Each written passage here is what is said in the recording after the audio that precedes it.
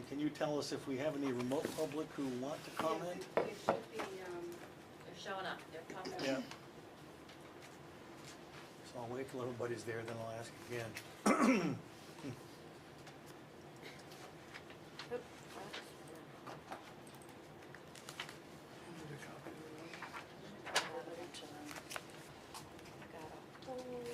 Whoa.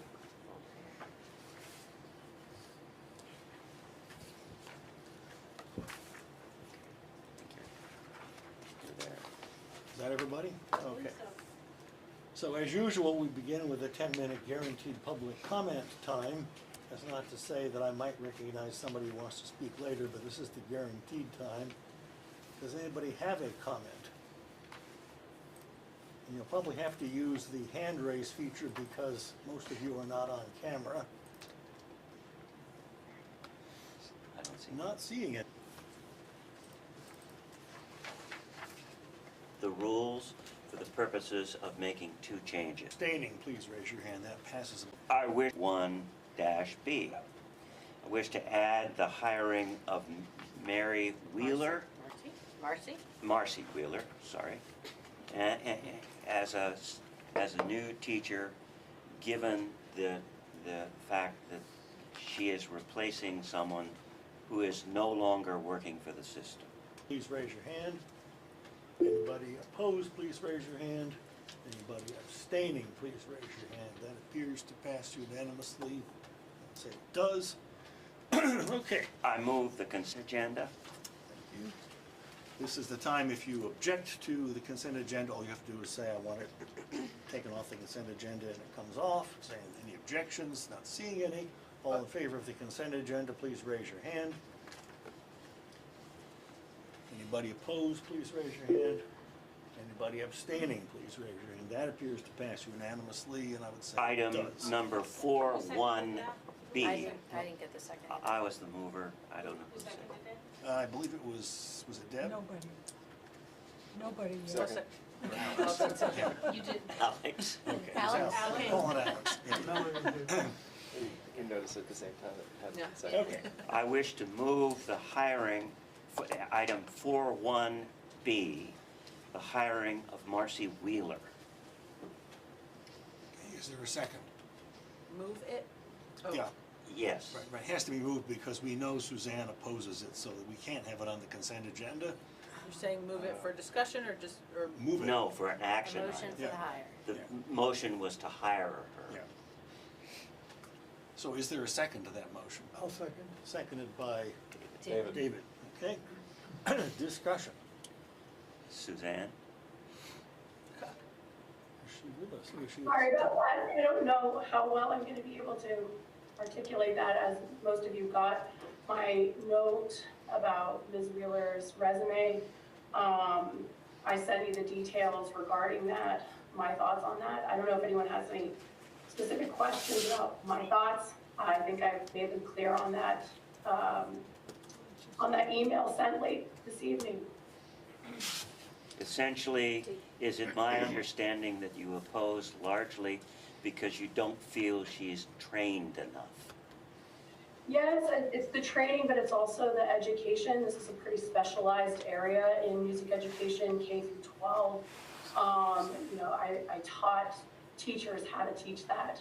So I think it's very personal to me also how important that foundation is for students, and again, how it reinforces not just their appreciation, their literacy and confidence. But I do feel that her training has large holes, and I can't, I know there are resumes for first-year teachers who's have stronger application qualifications than that one. So I personally can't endorse that. Can I ask the superintendent what? You can. Ben has his hand up, though. I'm happy to. I was going to explain. ask the superintendent to please. Yeah, so, Sure. And could I suggest maybe one way to avoid getting into personal information would be to state what caused the vacancy Yeah. and where you looked to find I have no somebody. problem at all not keeping this personal. It's a very procedural response. We had a teacher who literally sent an email over the weekend and walked off the job. And so now we have a school without a music teacher, and so we post a limited term position. And for those of you who may not know or remember what that means, it means we've hired a teacher after the start of the school year. It is only for that year to fill that position. It's not a permanent position. They're not eligible to come back. So we hire so that we have somebody in there to teach our kids consistently. So often we have folks who don't meet the types of qualifications that we want, unfortunately. But if we get somebody in who's got enough of a background, provide a consistent experience, who's willing to learn and grow and be there to teach kids for the remainder of the year, we hire them. We always hire the very strongest candidate we have. And as I've talked to you, under typical hiring times, we don't have a very deep applicant pool. So, so she started. She's doing great. We will post the position for next year and look for somebody who is highly qualified. So really, it's my recommendation that it is better to have somebody consistently in here who enjoys working with kids, who they can count on for the remainder of this year, versus me putting a different sub in every single day and piecemealing it together with no program day to day for the remainder of the year. My recommendation for you is that you do allow this hire, because ultimately, while she does not have the criteria we would want, she is able to meet a basic need that is better than no music programming. There's also another music teacher at the school, so she has somebody to work with who can mentor her and guide her and support her in the work, which is an advantage in our district. This is the only school that has two folks. So I absolutely acknowledge that this is not the strongest candidate that I would like to see, but it is the candidate that we have. Melanie? Is there a reason we're using long-term, instead of like a long-term sub, as a limited term position? Correct, because we don't use the phrase long-term sub. Okay. Because of, Sue It's can contractual. Right, Sue Okay. can do the best job of explaining all the nuances, but It's in the contract that way. But it makes it a contract as opposed to just, Yeah, it's Okay. a teaching contract, it's a teaching hire, but she's subject to non-renewal. That's basically, she gets everything in the teaching contract except for renewal. And so it's limited term, meaning it's just for the year. thank you.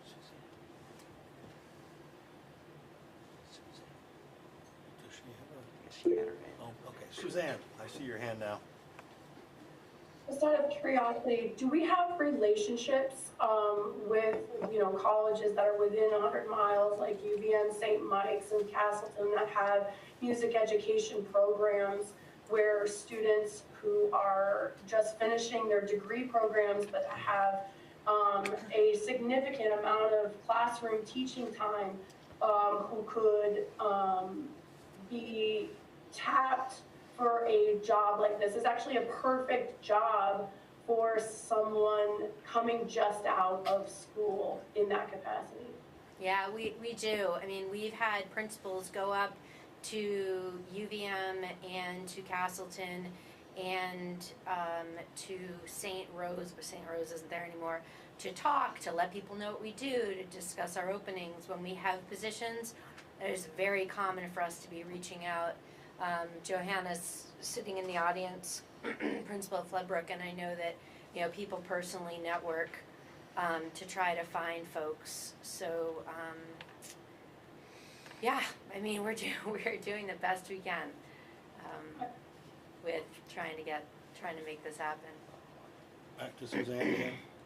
I hear that, Randy. I hate the situation that you're in, and I struggle to get my mind around someone leaving over the weekend. That really, I struggle with that. And I really do get the need for needing to get a person in there, but if it's about the education, the music education, the consistency of music education, that's different than just the consistency of having some kind of classroom management situation, in my view. And I regrettably, I still can't support that. I'm so sorry. Anybody else? All right. So, all those in favor of the motion, which is to do the short-term hire, please raise your hand. Anybody opposed, please raise your hand. Anybody abstaining, please raise your hand. All right, that passes, but with opposition.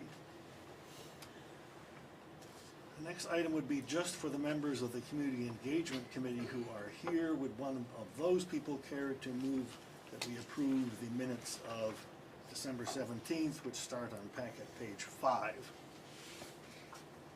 Moved by Melanie. Someone care to second it? Lindsay. Lindsay, okay, Lindsay seconds it. Any discussion among the Community Engagement Committee members? Don't see any. All right, this is a vote just for Community Engagement Committee members. All in favor of accepting the minutes of December 17th, please raise your hand. Anybody opposed, please raise your hand. All right, that clearly passes unanimously. Next item would be to act on the recommendations, which are on packet page 5. And there are 3 that refer to the board. The very first one refers to the superintendent, actually. So I guess it would be appropriate to have a motion that that the board adopt all 3 recommendations, unless you want to handle them separately. I move we adopt all 3. All right, moved by Dick to adopt all 3 recommendations. Is there a second? Seconded by Suzanne. Any discussion? Don't see any. Clarify what we're voting on, where, Yes, it's Page back on 5. page 5. It's the 3 items in the middle: motion, Kantorsky, Virginia to recommend to the board the school newsletters, so forth and so on. Motion to recommend to the superintendent that the board budget contain enough funds to address, so forth and so on. And motion to recommend the board have only a half-hour meet and greet before this year's annual district meeting. thank you. I see 4 motions on this page. The very first one, if you're looking at the motion, Ralph second, Kantorsky encouraging, so forth, that's not actually, well, I guess that could be interpreted as the board encouraging the superintendent to do it, couldn't it? I'm willing to change my motion to the 4 motions. Okay. Yeah. It does say in there that the board, this does not need board approval in the notes. Yeah. That's But there's no harm in the whole board encouraging the superintendent to do it, so. All right, and Dick says it's okay to change to Second. include all 4. Is that okay with you, Suzanne? You were the seconder, I think. Okay. All right, any other discussion? All right, all those in favor, please raise your hand. Anybody opposed, please raise your hand. Anybody abstaining, please raise your hand. That appears to pass unanimously. I would say it does. And we wanted to have a discussion item just about board members meeting with community members. And I have to confess, I have forgotten. That's Jim's. I'm reading that as that was the discussion that we had in the meeting. Yeah. There was a Yes. Jim Could I, This was- David. do you wanna talk about it? You can start, because I have points. Yeah, I think it had to do with, we've had several cases in recent times where Dorset residents have come to us directly, have spoken twice asking at our board meetings, T&G board meetings, about having meetings with board members, and it's been discussed.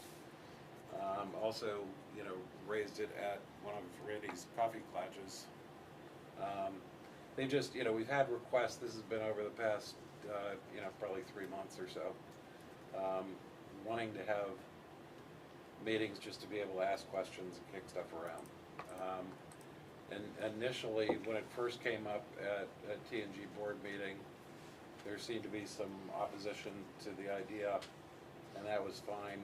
I think that at that point, we hadn't completed our community engagement process, and it made every sense to wait until that was over. And, you know, since we've, you know, had that sort of request, David and I kind of kicked it around and said, okay, you know, maybe now we've done the community engagement and all. I think, you know, we definitely had, I personally had a real concern that, you know, while I understand a concern of individual board members or small groups meeting with especially constituents like in their own town, and that can create an opportunity or, you know, a risk of having communications that aren't consistent, you know. But I think, you know, all of us as board members sort of recognize that. My concern, greater concern, is that we appear to not be open and transparent and available to our communities. I look at everybody on this board and I feel comfortable that everybody knows where the boundaries are. And so we had another request, request again to have a meeting from several different people about, 3-4 weeks ago. And I've said, David and I, we probably can do that now, would be our guess. But, that's still in the process of them setting up and figuring out what it is. Hadn't been scheduled. If it had been, if they had posted a date, then probably would have, raised it with the whole board that, there's this request to have a meeting. But since that meeting hadn't gotten scheduled or anything, it seemed like this board meeting is a great opportunity to have a discussion as to whether this is something we should be considering doing as a board. Okay, So that's the issue. Lindsay has her hand up. I wanted to add. David. Can you hear me? Yes. Okay. I just want to say, that it seemed from what I was informed of is that you guys were reaching out yourselves to schedule something and not necessarily be invited to a meeting. And to me, that felt like there was a meeting being set up where it was an act of the board members, but not inviting or informing the board of what was going on. Just to follow up on that question for both of you, if you set up a meeting, are you going to inform the rest of the board that they are certainly welcome to attend? So I was going to add to what Jim had said, which was, I believe it's our responsibility to know what's going on, and when people come to us, as happened in this case, and ask questions, many individuals, it seemed to make more sense to collect everyone together and who had the same questions and let them know and give them answers and let them know that we're thinking of them and we're concerned. I mean, we want to know what they're thinking and we want to understand it. At the same time, it's not a closed meeting, so if other members want to attend, they can, but I don't think it should be required. I don't think all of us need to go to each of the different towns. I think we all have a responsibility to represent as best we can our constituents, and then the board collectively decides on the best path. But are you saying, Jim and David, that if you scheduled the meeting, you would let the rest of the board know when and where it was going to be? Well, okay, I said earlier that, the intent would have been if something got scheduled, we would have informed the board before, that there was this meeting being set up. And that would be the intent. Like, we obviously have to worry about, quorum issues, but, happy to, and I think it makes absolute sense that any board member who's going to be involved in a meeting with community members ought to inform the full board. I think that's the right thing to do. And people can come, but, it's, like I said, it's not, we were asking, we've had, for Lindsay's point, we've had, this happened, we had a meeting at Courier, we had a meeting at Manchester, I think, where this came up, and the people who had asked for the meeting actually brought it up at the meeting, can we have, is it okay to, to have these sort of sessions? we're responding to them. We're not going out trying to create a meeting. You know, we're trying to respond to people who've requested and said they're just confused about what's going on. And so we wanted to have an opportunity to sit down. We're not trying to do anything surreptitious or anything like that here. You know, it should all be above board. But I think you know, I can't imagine that David and I are the only people who have community members coming up and saying, you know, what's going on. And I don't think having, you know, one-on-ones again and again and again makes a lot of sense. Melanie? So this, I have a hard time with this a little bit. While I fully understand the intent and the purpose, I also know that it's sometimes misunderstood in the community what our roles are on this board. And oftentimes I think community members think that I am the Sunderland representative and I represent Sunderland and I need to speak for Sunderland and you speak for Dorset. And we have said time and again that that's not what we're trying to do. So to help send that message, I think it would be very helpful that if you are invited to a meeting like you're saying that you would do, it would be announced to us so that you could invite at least one other member to help or leave room for one other member without having a quorum, just to help send that message and make sure that, you know, just in terms of public relations, make sure it's clear that we are not strictly representing Yeah, our own and towns. I mean, that's fine, because that is a concern of ours too, that Yeah. it looks like, you know, oh, we're from Dorset, so we're talking to Dorset people. It's just, you know, community members tend to know who lives in their town, who's on the board, and that tends to, Are these people amenable to attending a meeting? I mean, that's what we're supposed to say. You're welcome to attend and bring it up as a public comment, or are they more personal issues? And that's touchy too. It's a good question. yeah. I don't know, my guess is it's gonna, you know, this would be pretty similar to, I've been to a couple of Randy's coffee clutches, and a bunch of these same people who've been asking too, and they're still asking to get together. You know, interested citizens who, you know, I can't imagine it being much different than that, and it's an absolute, you know, open, having everybody on the, you know, honestly, my thought is that it's extremely important for us. We're talking about a lot of changes and a lot of, you know, we need to be engaged in the community, and I think we're trying to do that. And, you know, from my perspective, if the board decided that, you know, gee, we just shouldn't do these things, fine, that makes it easy for me, you know. I can just say, I can't do it. And that's fine too. But I think it's important that we start doing more to engage the community. Lindsay, then Jessica? So just two things. One, my understanding that it was wanted to be discussed about the future of our schools, and I thought that we had kind of put that on hold because Randy was going to bring us something in January and March. So I was kind of confused at what more was going to be talked about since we really don't have a direction with that. But I guess also my concern is too, like Melanie said, is that we are not representatives from certain towns. So, you know, when people come to me about things, I've never thought of just holding a forum for Danby people. And I'm just, to me, the optics don't look good, and it seems a little off to me that it would be two residents from Dorset meeting with Dorset residents, and, you know, nobody on the board even knew that this was trying to be scheduled and that meetings were happening to schedule it.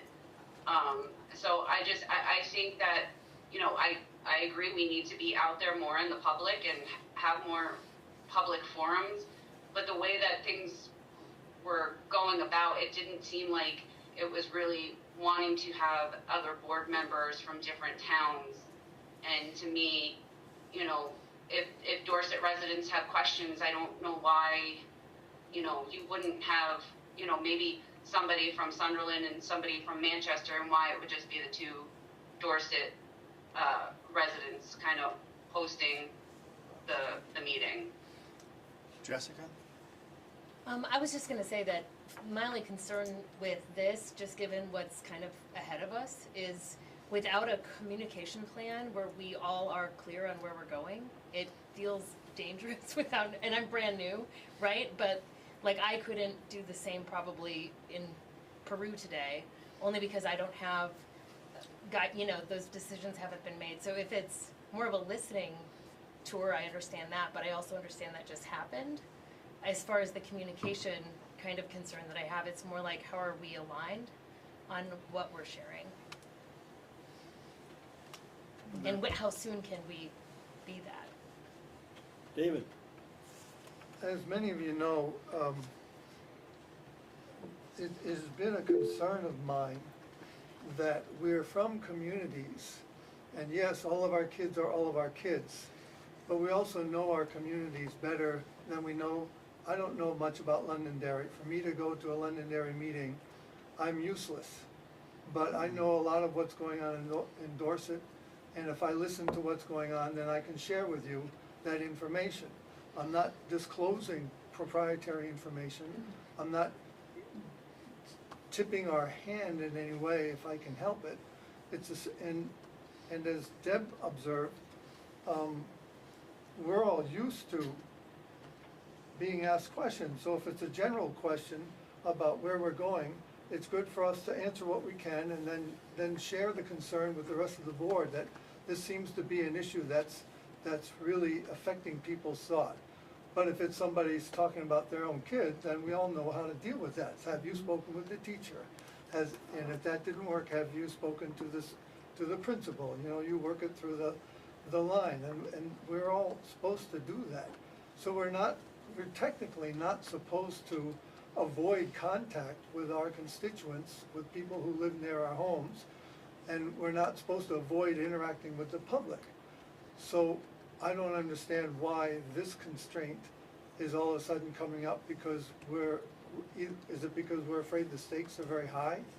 And so if we make a mistake, it's gonna hurt us? I'm not sure what the problem is. Suzanne?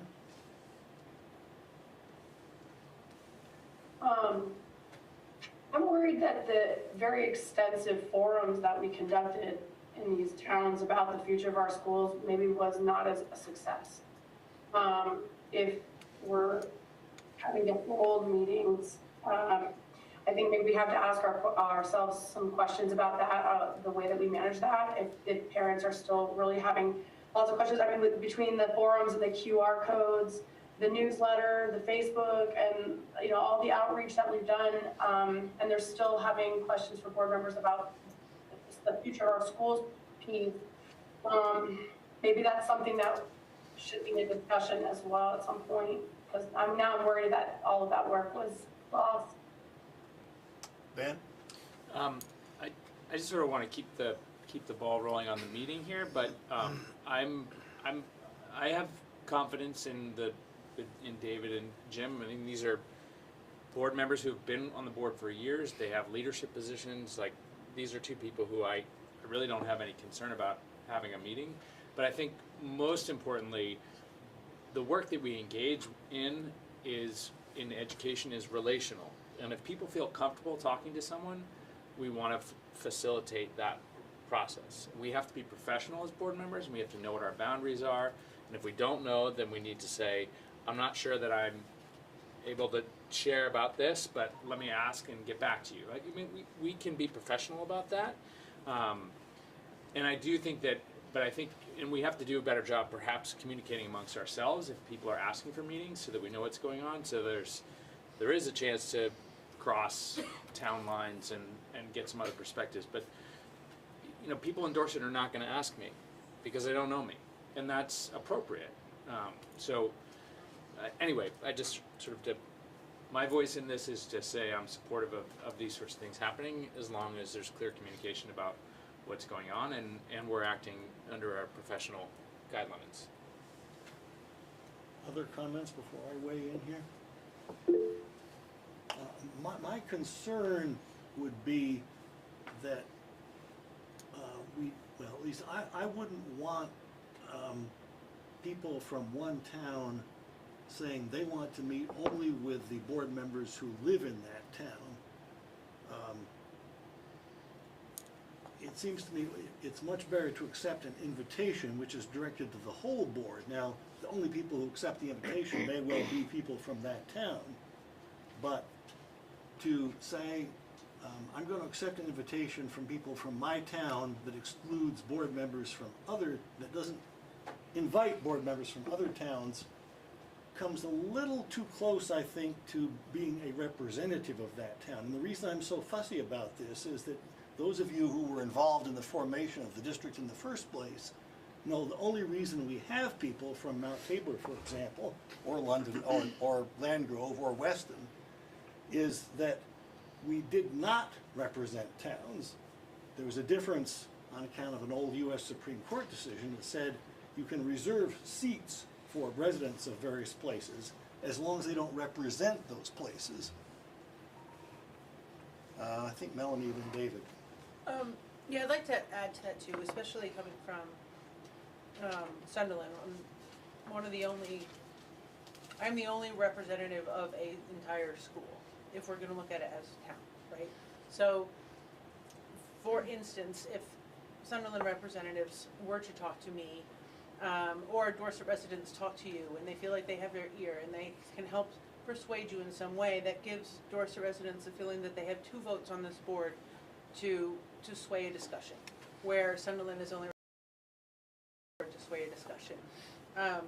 Same with Landgrove and all the same, but Floodbrook, for instance, has 5 representatives, right? So, to keep it so that all towns and all schools, I shouldn't say all towns, all schools are equally represented by an equal number of voices, I do think it's kind of important that we are really careful about blurring those lines. I have had people ask me multiple times, and it's something I've been pondering, why does Sunderland only have 1 representative? When Courier has 3 right now, and Floodbrook has 5, Dorset has 2. And that's a hard thing. I know why we set it up when we set it up, but our populations have changed. And so I just want to bring that up. It is a concern to me for my community, because they are feeling represented, and I am starting to feel kind of underrepresented as well, because I don't have other people that can be swayed. In which case, I actually would appreciate, and maybe this is just a me thing, I would appreciate other board members coming to a Sunderland forum. I think it's important then that it isn't just Sunderland representatives, it's a more involved board group. I would hate for the Dorset folks to think, at the end of your meeting, that they really made some headway working with the Dorset folks to whatever agenda they might have, and it might be strictly questions. I'm not trying to say there's anything nefarious that's trying to happen, but I do think if we start going down that path, we are, it might be on a slippery slope of what then becomes folks representing in that way. If that makes sense. David?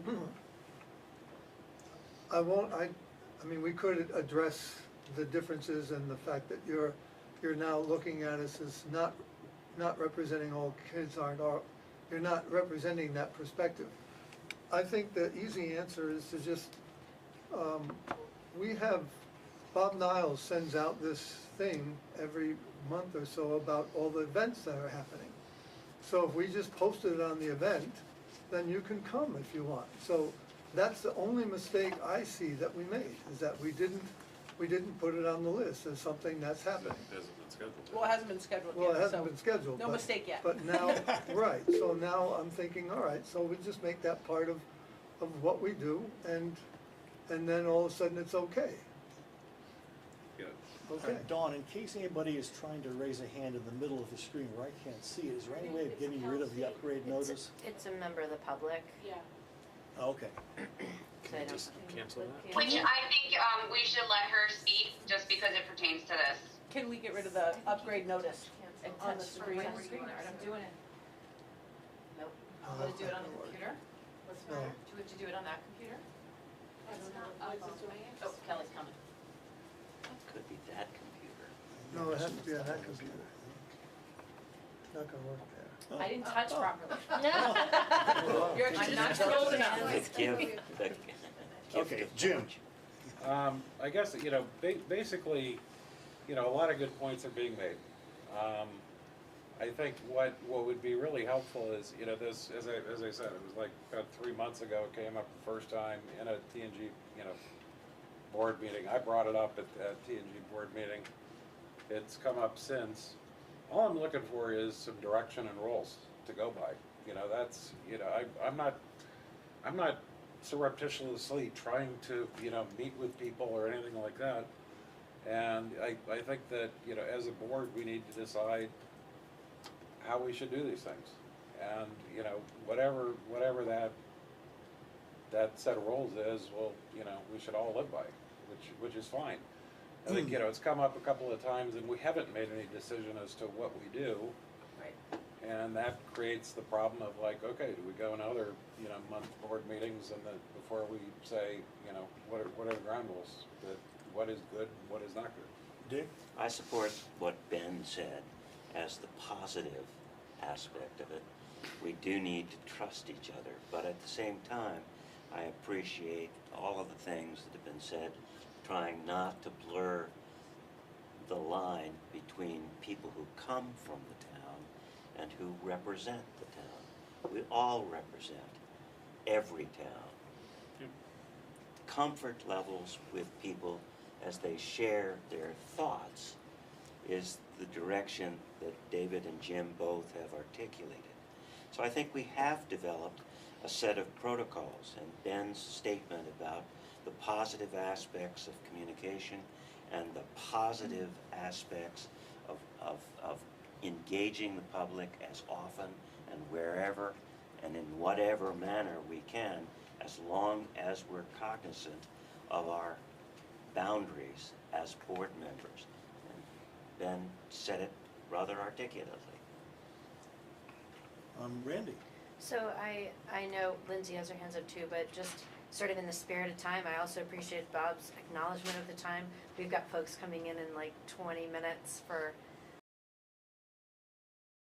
gotten past this. But in the spirit of what Jim just said, some direction, I guess I would weigh in that maybe a possible path forward, if you decide, if somebody wants to meet with groups of people for whatever reason, the board agrees that you're gonna have at least 2 people there from 2 different towns.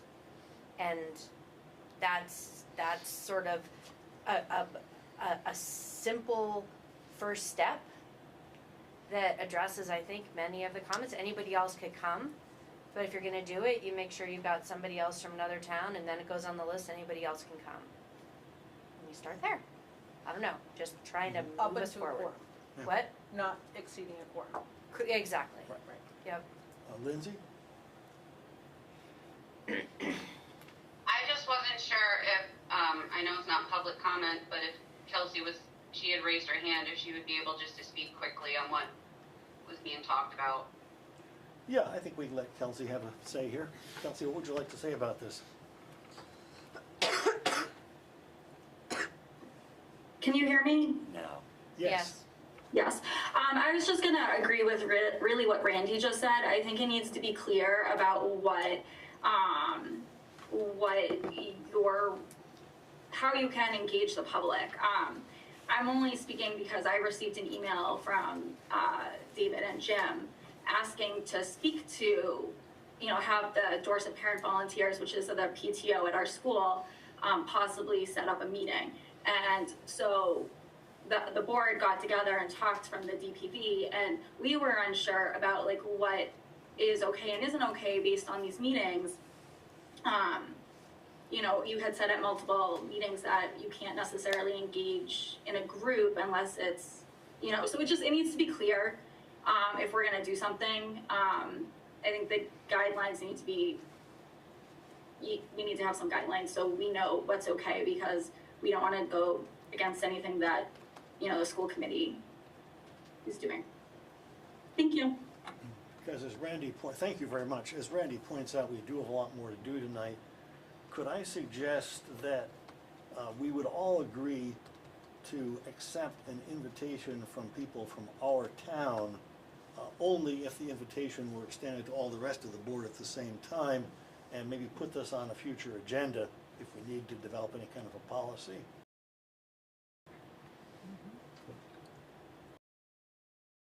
To just put it on Bob Niles' list? Or is it have to be more I think, formal? I think if somebody, if a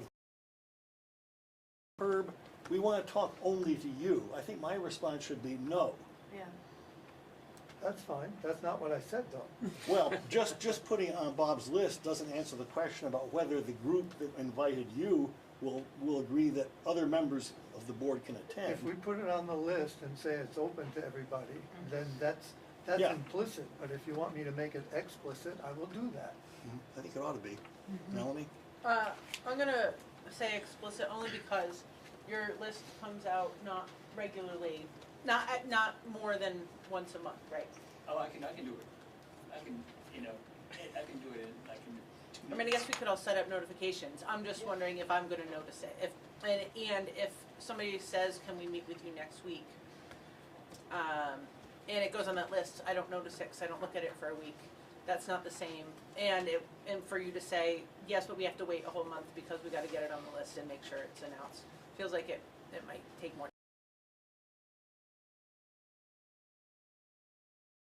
You've first been approached about this. We resolved at least. So that- as in, I think it should be explicit. Yeah. If board members are asked to meet with a group of the public, it would be, I feel like it was important to share. Just send an I email. would Just never send an accept a meeting that was only for me and not allowed to have other people come. I can make that commitment, Yeah. no problem. Yeah. Okay, have we handled the topic well enough for tonight? Okay. All right. The FY26 budget. Do we need a motion? We need a motion to approve it so we can start to discuss it. Well, I can't find the bottom line number. Why don't you just move to approve the budget that's in the packet? I move to approve the budget that is in the packet. Second. Seconded by Ben. Discussion. Yes, discussion. Okay. So the budget that you have in front of you is a 2.2% increase. There's no major changes to this draft from what you've seen before with respect to staffing reductions. We've made staffing reductions where we felt they were appropriate. The main changes in this draft are we have now included the assessments because the BRSU has approved both the general and the special ed assessments, and based on our, as close as we can get it, estimated ADM, we've done those allocations, so that's included in the draft. And we've also included some additional revenue that I highlighted for you guys on packet page 7. We finalized our estimated special ed reimbursement along with completing the special ed budget. So that does impact your budget a little bit this year. We are expecting to take in a little bit more revenue for it, even at T&G, because you have a return of this year's special ed assessment to the districts. So we have positions that we were unable to fill in the special ed budget. They were budgeted for. We raised the money through assessment, but we're not going to spend it this year. So rather than roll that into the surplus to return to you through an assessment in future years, which you know always throws off our numbers, we do that return, but we don't want to build that up. We know we have the money now. We know the districts need the money now, so we're returning the money to you now. So that is on packet page 9. And that particular number that I'm talking about is on line 31. So it's $369,000. So for T&G, obviously it's a big number because it's quite a few positions that we were returning funds for. And that increases that, our revenue surplus increases this year. We already knew we had an expenditure, we were gonna be under budget on expenditures this year. We were gonna end with a surplus. So it's looking like we're gonna have about $1 million surplus this year. So with that, we have recommended to reduce FY26 education spending by using that surplus, applying that surplus towards the FY26 budget, which reduces ed spending and then reduces the tax rate.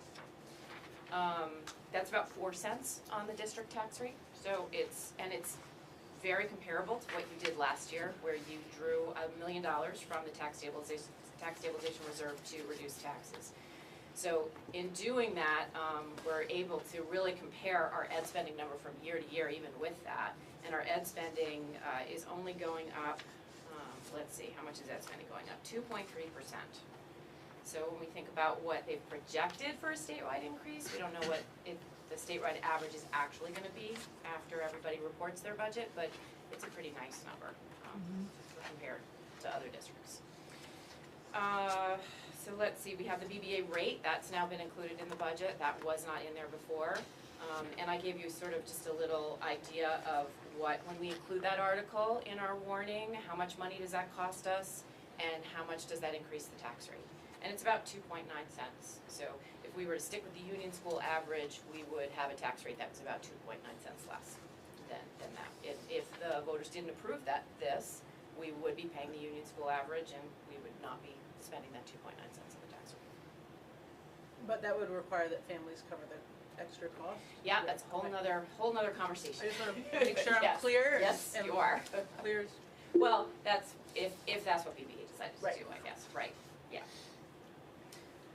So any questions on the general write-up for the budget? Lindsay's got her hand up. David. Lindsay, I'm just gonna make my yearly statement about BBA once again increasing their tuition rate, and, you know, us possibly, if they get approved and our budget gets, you know, voted down, we're the ones having to cut costs. And I thought there was talk that you guys were talking with Mark and stuff like that, and it just, you know, in this time, to increase $1,200 per student, it doesn't seem like a lot, but I think your report said it's about $750,000 increase this year. I gotta go all the way back up, but if it's $750,000 increase to do that, you know, where is it? Yeah, a $721,000 increase in the spending. You know, we did $1 million from our tax stabilization fund last year, which kind of gets wiped out when there's that increase. So, you know, I'm just putting it, I guess, on the record or something that, again, about BBA's tuition increase. David? I just wanted to say essentially the same thing, that we're ending up, instead of, with everything included, instead of reducing the tax rate by 4 cents, we're reducing. Well, I guess I don't really look at the 721 necessarily as an increase per se, because what that 721 represents is the difference between what we are putting to the voters to approve as a BBA sending district, and what their rate is, as opposed to the announced tuition. So it's not necessarily an increase from the prior year, it's a calculation of, if we didn't have that article in the warning, what would the difference be? I haven't calculated the actual difference, I could. It probably wouldn't be too far off, because we put a 5% increase, I think, in for the announced tuition rate. Last year it was an 8% increase. BBA is just below 5%, so it would be close. So that's one thing. The other thing is that this is not just BBA. This is all independent in-state schools. So obviously BBA is the majority of those kids, but based on, what is it, our articles of bylaws, however, whatever we created when TNG was formed, and the agreement was, or is it policy, where we pay the BBA rate to independent in-state Vermont schools. I don't know where that comes from, how that decision was made, whether it was a district or whether it's policy. It's policy. But those are included in that article too. So it's not just BBA, but BBA is driving the number. And it's based on that number. Ben? It just looked, I just dug down on packet page 20, it looks Yep. like the total difference is about $600,000. The increase. Right, just the increase. Just the between, increase yeah, from yeah. 29.6. Did you do that on a per student basis, Ben, or on a just total? Because the That counts just- are different. I just pulled that off the total. Yeah, so I think if on- we do it, I mean, we could do it, I don't think it would be that different, I It's just wanna the clarify well, the. the student, well, and the BBA number is 549 this past year and 548 next year, and the difference there is 500,000. Yeah, So, I mean, two so- kids in total for that whole group, but the whole group is also not at that higher rate, so, yeah, it just, the math is just a little different, I just wanted to be clear on the language. Dick? Can I ask the question, how do we determine our own tuition that other public schools submit to us? We'll have a whole write-up on that in this packet. Yeah, we're gonna We talk can- about that. Well, I was into that looking for a tuition. public summary.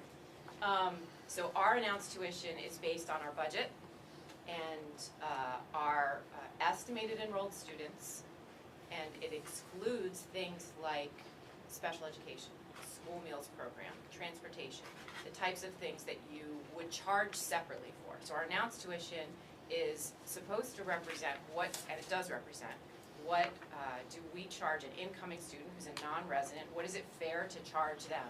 What does it cost us is what it's fair to charge them. So basically, we have some control, as a follow-up, some control over that tuition. Second question, how long has this article approving the BBA tuition as a matter of course in the sending districts existed? I know that for Floodbrook, it was there before the T&G. I believe Manchester has been even longer a sending district, and yet it seems to always appear as a warned article with little control by the Taconic and Green board with respect to negotiating what that tuition increase is. Is that true? Or how long? It's been a warned article in the districts prior to T&G for as long as I can remember. So we're over 25 years. I don't believe it was ever not, I think it pre-exists when I started working. So we've never had the right in the warned article to do more than just ask the headmaster of Burr and Burton to explain the increase, and have basically for more than 25 years accepted that because so many of our students attend high school in that organization. I don't know that we could say for 25 years we've just accepted it. I don't know what those conversations might have been over the years. What I can say is the article has been included and we have been paying that rate. What that rate was and what the conversations might have been around it, that I can't answer. John Wilson. Yeah, I believe if I remember correctly, it was a floor vote up until a few years ago. And the article, I think the Mountain Towns Red was the first district to have the language where they would pay the same, all independent schools in Vermont would receive the same rate as Burr. I believe That's right. before that it was exclusively just Burr, and every other school got the state union average. Yep, that's correct. But whether or not to include it as an article is the board decision. If you didn't include it as an article in the warning, people could petition for it. And if it weren't in the warning, then, correct me if I'm wrong, we would not be legally able to pay more than the average, right? Correct, if it's not approved by the voters, we cannot pay more than the unit school average. And Bellamy? Yeah, I believe way back, there was a point where Sunderland actually would pay the BBA rate for all independent schools also. There was a point where we kind of called it into just Vermont independent schools. And I want to make sure I'm right in this too. That announced tuition is for us because we're sending towns. There is a higher rate for non-sending towns, right? There is a higher rate, That yes. some within the BRSU have to pay, but not the sending towns that are in the TNG. Is that right? Anybody else before I call on John again? John? Yeah, I'm not going to weigh in with my opinion. Being an employee of the BBA, I don't want to weigh, have conflict of interest here, but I will say as far as the article, for me personally, do we think about amending it in the future, looking at separate buckets, not just all Vermont independent schools get a higher rate, but all Vermont independent schools that accept all students that have open admissions. I know that's not going to make a huge financial difference, but their rate as well. This might be an item for a future agenda. I don't think anybody's raised the point that John has raised, at least since I've been on the board. Melanie? I'll just add, if we were to do that, that would require us to have our own investigatory practices Yeah. towards what that, I mean, as it is, it's already part of Rule 2300 or 2200. And that, they're not finding, they're not able to prove that someone's not doing that yet. So I guess I would question our ability, though I totally agree with what John is saying. Randy, I have a question about the, spills over into the next item on the agenda, which is the warning. So if I understand it correctly, our legal counsel has said that there's no way we can change either Article 9 or Article 10 to make the payment in 10 contingent on Article 9 passing. Is that right? That is correct. Tina happens to be on with us right now. If you wanted to hear more from her on it, but yes, that is correct. I asked her advice and explained that we wanted a level of protection so that we had a way to protect ourselves if the budget failed for some reason. I will say for myself, it doesn't feel good that we have to go back. The BBA and all independent schools and high school are protected with that tuition rate, and we have to make reductions to the budget that essentially is going to, in my opinion, adversely affect our students. So the idea was, let's find a way to protect ourselves from that. And there isn't. So I think, again, I want to sort of move us along. We're really good at talking a lot about some of these things, but I think that at the end of the day, you don't have a lot of choice as a board. You're either going to put it on the warning to pay as a sending town and keep that separate from the budget and hope that the budget never fails and we're never in that position and continue on. And if it should happen, you are then forced, in my opinion, to say, oh, we're not going to do this again, right? We're committed to our kids in K-8 and we are not going to find ourselves in this position again. I don't see any other, at least at this point, there's no other protective factors that you have that allow you to protect the K-8 budget, because you can't put the articles on as contingent. So I don't know. And again, for the purposes of approving this budget, you have to decide the budget itself, because we're going to get to the warning later, but the budget itself, are you willing and ready to approve it or not? And if not, let's kind of, I guess, have that conversation. Melanie? I'll be brief. Because we don't operate 9 through 12, no matter where our kids go, we are beholden to the tuition that is announced, whether it be Arlington or Long Trail or Stratton Mountain. And I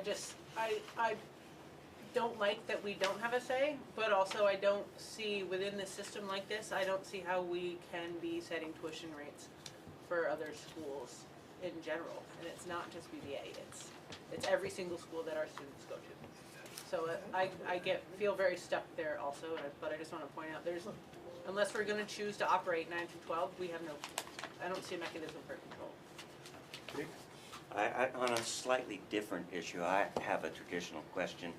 And the question is this budget satisfying the requirements of our policies in Chapter 1, the academic, special education, social and emotional improvements, all at what I'll define as a reasonable cost?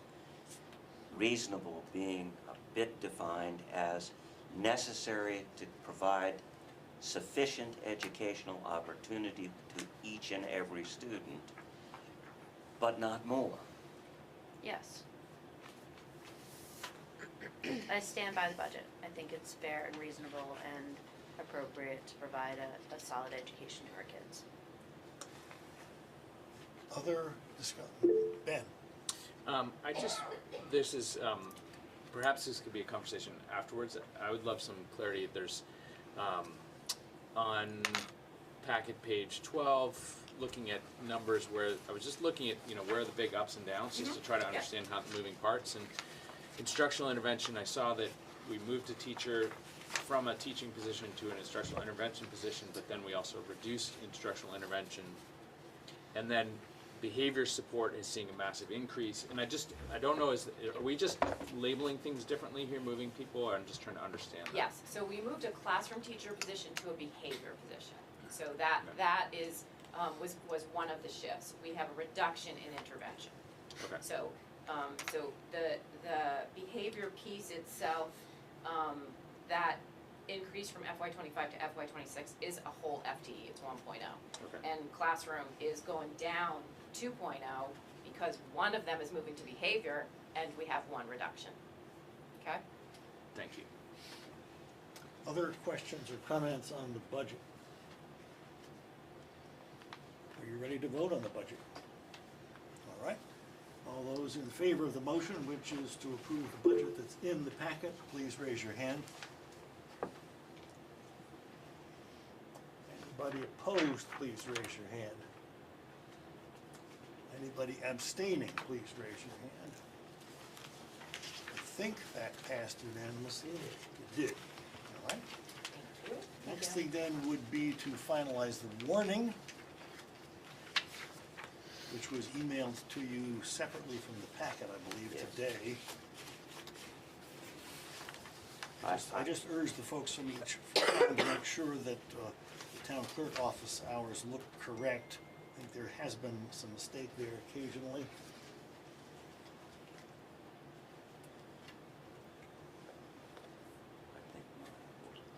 And is there a motion to approve the warning by Dick? Okay. Is there a second?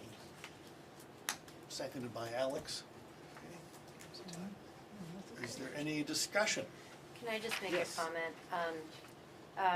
I just feel compelled to say this at the meeting, and you don't need necessarily a lot of discussion or any discussion on this, but I literally did not even certify our ADM numbers until today because they are still wrong. And I want you to know I certified them knowing that they were wrong because the amount of time that Sue and Nick and Celeste, Nick from IT and Celeste have spent over the last month going back and forth with the state over and over and over and over again, kid by kid by kid, I had to end it. And so I certified it, acknowledging very directly I was certifying it not because it was correct and accurate, but because I needed my people to be able to do something else. And so the reason this got to you so late was that we didn't have long-term, we had daily membership, we didn't have ADM until we got to that number, which was just today. So should somebody come to you and say, I certified the numbers, just know I certified them contingently. We have about 3 more, the state identified about 3 more students than we did. So because it was an error in our favor, I just went with it, and 3 kids is 3 kids, it's not the end of the world. But I just wanted to apologize to getting this to you so late and to give you the context about why. For those of you who don't know, it's supposed to be certified by December 15th. And literally the state spent the entire period over the holidays going back and forth with school districts to get the numbers right, which is, in my opinion, not acceptable. I did say that today that I certainly hope that they will spend time learning from this and making sure that the processes for next year are better, more effective, and that my team was very willing to work with them to ensure this doesn't happen again. So I just felt like I wanted to share that with you in case somebody comes back and you have a context for what happened, okay? Other discussion on the warning? All right, all those in favor of adopting the warning, please raise your hand. Anybody opposed, please raise your hand. Anybody abstaining, please raise your hand. I think that passes unanimously. Thank you. It does, okay. Next item is to approve our own tuition rate. I move the adoption of our own tuition rate. Is there a second? Second. Seconded by Melanie. Discussion. I'll let Sue talk about it, or we can answer any questions you have. We did include, this is very different than what we've included in the packet before. We have not provided you this information before, and we haven't included it in the format that we did. And so I just wanted, this has come up a number of times about tuition and how does this compare, and so you can see on package page 37, I guess the right side, depending on how you're looking at this, that our announced tuition last year was $19,000. You can see about where we fall compared to the rest of the state. There's a whole lot you could talk about with this, but I don't know that we need to. I think the process is important and just informational for you as you decide whether to approve the tuition rate. Questions, discussion? If it's fair. Not seeing any. All those in, If I, yeah, one comment, because it follows on to some earlier discussions we had when, the Commission on the Future of Public Education in Vermont and all. One of the things they were kicking around was capping tuition that could be paid at the average announced tuition through secondary schools. If you do take a good look at, I was really pleased that they put these numbers. It's not easy to get the numbers in this format from the state, from the website and all. But it did show, on that point where we were trying to say that it's not a very good approximation of what the actual costs are and all. If you look at these for secondary and for elementary, honestly, first you have the announced tuition, and then at the end of the year they figure out what the allowable, so you can make an adjustment in what payments were, so that's the real number. In fiscal ~24, the announced versus allowable, the adjustment was an increase of about 16 to 17% in what that number was, an increase in the tuition rate. For fiscal '25, it was between 22 and 23%. So the announced tuition, it came out with like the announced tuition that we're doing, which ours happens to be almost dead on every year, but on a statewide basis, last year it was 22% low. So, that may come up again, so that's good ammo for all of us to have in our quivers, so if it does arise again. But it was, the information that was provided here, I learned a lot of new stuff. Good. I was really impressed. Good. other discussion on the motion to approve the tuition rate? Seeing none, and the rate according to packet page 34 is $19,800. All those in favor, please raise your hand. Anybody opposed, please raise your hand. Anybody abstaining, raise your hand. So it appears to pass unanimously. I would say it does. Okay. And the next would be the superintendent's monthly update. And as usual, I'll ask Randy, is there anything in particular that either needs to be added or that you would Pay attention to the legislature this session. I think that's important. What happens, I was really thinking about that. January comes, or the end of the year comes, and I find myself mid-year very sort of reflective on the work that we've done and the work I think this report sort of captures that. I don't know if there's anything specific to highlight other than to, just, I guess, ask you if you have any questions or anything you'd like me to talk about more, in addition to what I already included in this report. Jim? I just wanted to say I really appreciate that, because it was a very high level. You usually kind of tell us what's going on. This is much more high level and, sort of strategic.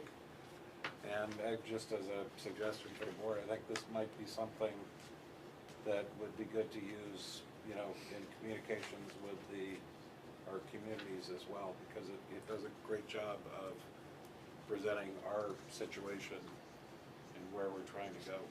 So I thought for the community engagement committee and all that stuff, it might be a really good tool.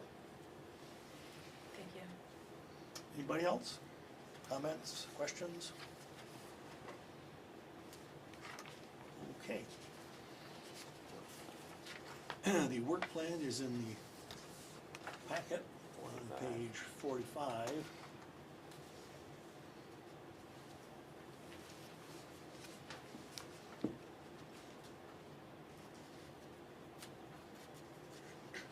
I'm looking at page 46 for the annual meeting. Internal Q&A on top. We changed that. Yeah, I believe that's been changed, hasn't it? Well, you just changed it tonight. Yeah. Right? You Yeah. just voted on it? Yeah.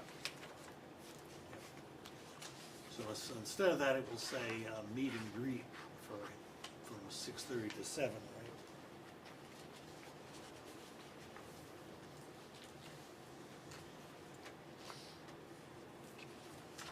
Any other comments on the work plan? Thank you. Item number 7 on the agenda, the governance process. I don't think we have anything there. And I'm not sure we have any particular business to conduct under that one. Nope, we just leave it on there in Yeah. case we do. And, I appreciate both of our students being here, especially with the weather. Any updates or comments that have to do with students in particular? I don't know if you want to say anything about that. Okay. That leads us to the legislative update, and the Commission on the Future of Public Education Vermont agendas and minutes are covered in a link that's in your board packet. Scary. You're probably all aware that the commission, at least, I won't editorialize, but the commission did not come up with anything concrete, shall we say. Well, they came out with their short form report that didn't include all of the suggestions, but in that report is a link to their spreadsheet, which is very poorly presented. That is, I gave you guys a couple of pager, a summary of that. That summary was intended to be of this, although it's morphed a little bit since. There's a lot of stuff on here, including the average announced tuition thing that it brought up. There's a lot in here. At this point, the big fight was, should we even present this? And they presented it as a link in the end. So they wanted to kind of show that they've got something there. They did admit that very clearly in their meeting that the things that would really have an impact are, have to do with essentially things impacting student-teacher ratios and consolidation. So they sort of made that point. At the same time, the governor on Friday came out with his own letter that might be worth, it's essentially he's set up a lot of sessions for people to discuss. So it's a hot topic at this point.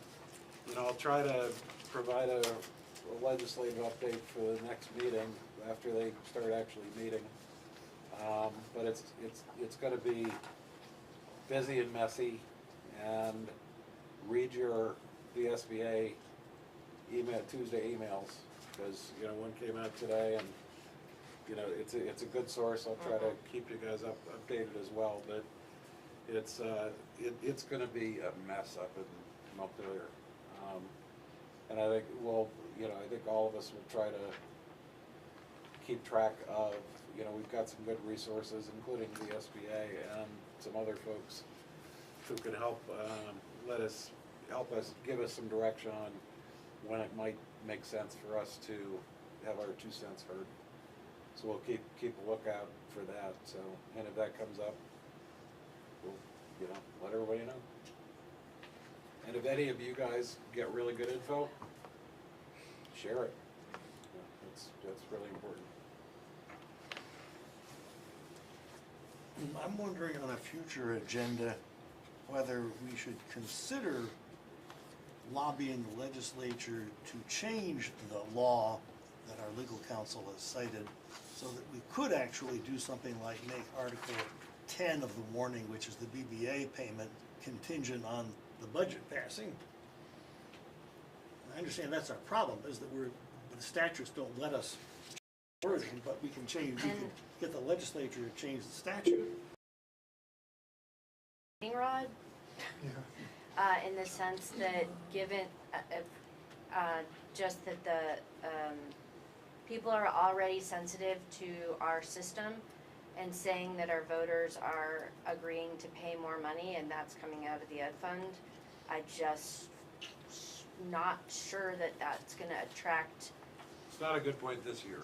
Yeah, I'm not sure Draw that that attention would to it. be where we wanna focus our energy right now. Yeah, probably not a good thing for this year, although I think the counter argument to that is if in a warning, a payment to a school that we did not operate was contingent on the electorate passing the budget, that would at least theoretically allow us, if the budget failed, to go back and negotiate with that other school or those other schools. So if anything, it ought to bring costs down rather than send them up. I worry, Yeah. I worry. Yeah, John. Do. People aren't fair-minded. Are we talking about future agenda items right now, or are we still, We'll have to lobby the legislature on in the future.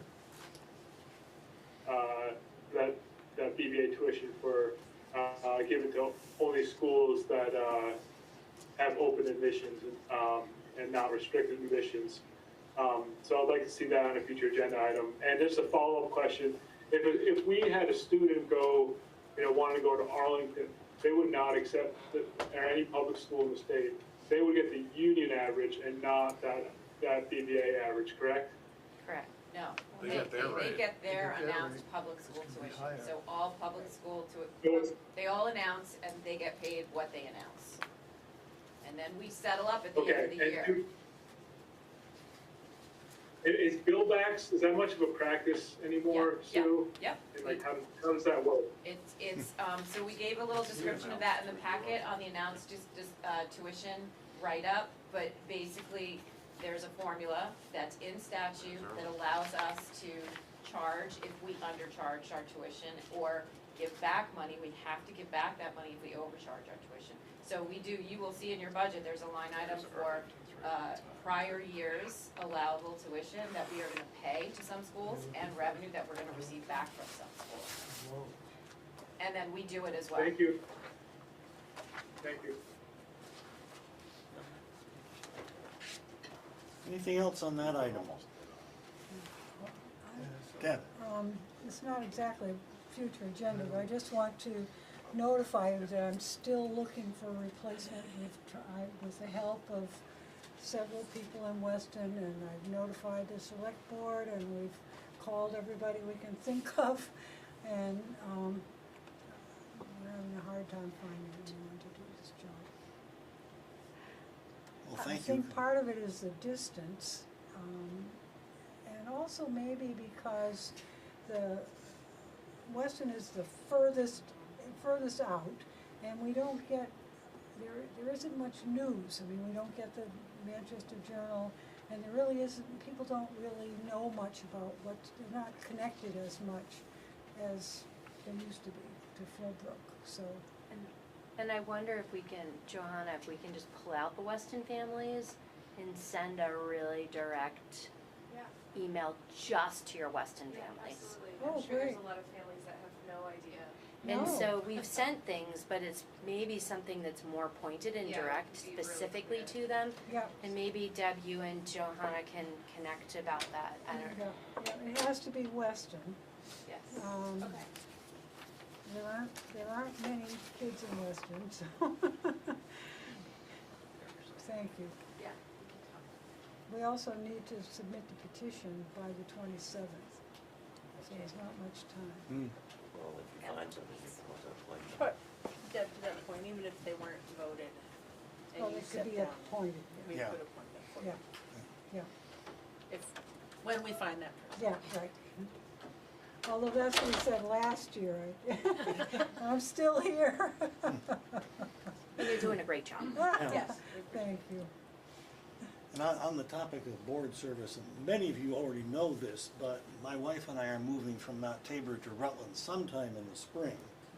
And once I do, I have to get off this board. So what the immediate thing is that in March, I'm not going to ask to be reelected as chair. Somebody else needs to be in his chair so they can serve for a full year. And sometime in the spring, this board will need to appoint a replacement for me. I have at least one prospect in Mount Tabor who is interested. So we're not quite as bad off as Weston, but we're close. And we have fewer people. Yeah, you're lucky. I think it's because I've done it for so long that they just, assume I'll do it till who knows what. Okay, anything else on future agenda items? We're into the second guaranteed public comment period. Are there any comments by the public?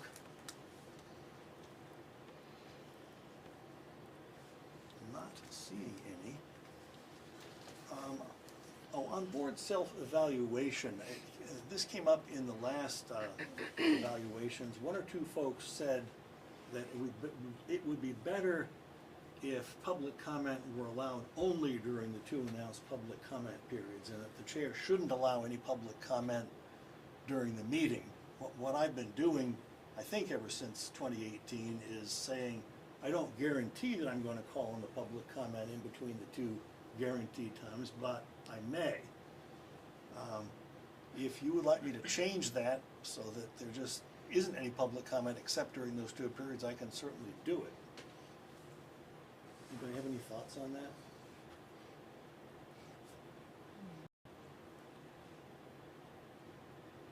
I think it's worked pretty well, the way you've handled it.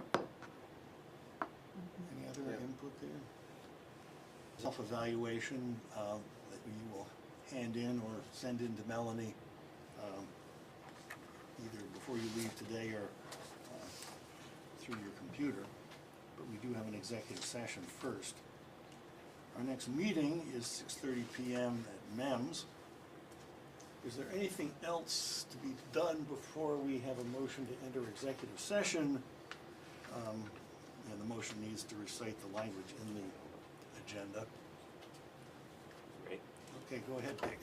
I move that the board go into executive session under 1 VSA paragraph 313A1 A, E, and F upon specific finding that premature general public knowledge would clearly place the public body or person involved at a substantial disadvantage.